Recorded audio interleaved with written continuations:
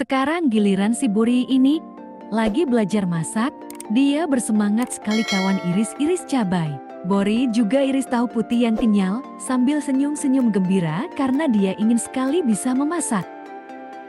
Sesekali Bori sambil senyum-senyum. Dari tadi yang diiris Bori, dari cabai dan tahu, kira-kira bisa tidak Bori menyelesaikan belajar masaknya dan masakannya enak? Jika dilihat dari apa yang dia masak kayaknya pedas ya kawan. Hahaha.